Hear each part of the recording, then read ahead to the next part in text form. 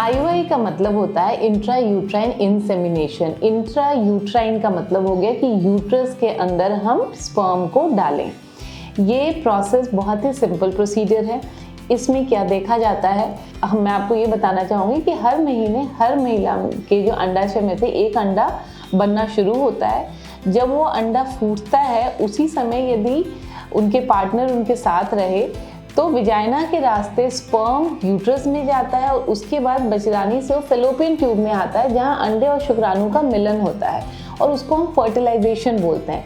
ये फर्टिलाइजेशन का प्रोसेस वो ट्यूब में होता है और ट्यूब में होने के बाद 3 से 5 दिन वाला भ्रूण जो है वो यूट्रस के अंदर आता है। उसके बाद वहीं चिपकता है, 9 महीने तक वहीं पलता बढ़ता है और उसके बाद आप नॉर्मल डिलीवरी हो या सिजेरियन हो उसी रास्ते वो बाहर आता है। तो ये हुआ नॉर्मल प्रोसेस। अब IUI में क्या किया जाता है, IUI में ये देखना ज़रूरी होता है कि कब अंडा फूटने वाला है, क्योंकि जो महिला के अंदर जो अंडाशय से जो अंडा फूटता है वो बस 24 घंटे तक जिंदा रहता है। इसी 24 घंटे के दौरान यदि उससे स्पर्म मिलेगा, जो शुक्राणु मिलेगा, तभी वो भ्रूण बन सकता है। तो ये देखना बहुत ही ज़रूरी है। तो इसके लिए क्या किया जाता है, अल्ट्रासाउंड किया जाता है, देखा जाता है कब उनके अंडे फूटने वाले होते हैं। जब उनके अंडे फूटने वाले होते हैं उसी समय स्पर्म को सीमेन लिया जाता है उनके हस्बैंड से और सीमेन को लेके फिर उसको वॉश किया जाता है, उसकी गंदगी हटाई जाती है और जो अच्छे स्पर्म्स होते हैं उसको फिर एक ट्यूब के माध्यम से यूट्रस के अंदर डाला जाता है, जहाँ से स्पर्म जो होता है एक लेयर बाईपास करता है।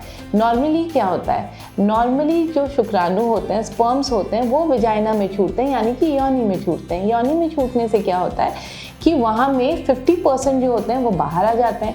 जो 50% होते हैं वो बच्चेदानी के मुंह पे, यानी कि यूट्रस के मुंह पे एक छन्नी होती है जिसको म्यूकस प्लग बोलते हैं। उस म्यूकस प्लग से कुछ परसेंटेज छन जाते हैं। उससे छन के जो बचे हुए स्पर्म है वो यूट्रस में पहुंचते हैं, फिर वो फेलोपियन ट्यूब में पहुंचते हैं, जहाँ पे अंडे और शुक्राणु का मिलन होता है, भ्रूण बनता है। ये तो हुआ नॉर्मल प्रोसेस।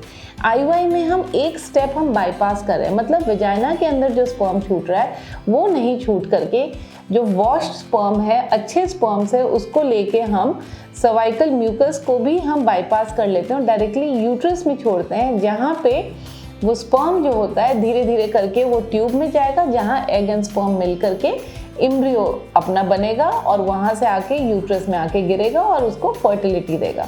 तो इसे जो कहते हैं उसको IUI का प्रोसेस बोलते हैं। ये बहुत ही सिंपल प्रोसीजर है। ये अंडर एनेस्थीसिया नहीं होता, विदाउट एनेस्थीसिया किया जाता है। बस इसमें एक प्रोसेस को बाईपास किया जा रहा है, यानी कि विजाइना में नॉर्मल जो सीमेन छूटने के बदले यूट्रस में छूट रहा है। तो ये नॉर्मल प्रोसेस से एक स्टेप आगे है, इसीलिए इसका जो सक्सेस रेट भी है कि नॉर्मल इंटरकोर्स में 7% होता है सक्सेस रेट एक सिंगल साइकिल में। इसमें बेस्ट से बेस्ट इंस्टीट्यूट में भी ये 10 to 15% या 15 to 20% मैक्सिमम इसका success rate in a single cycle जा सकता है।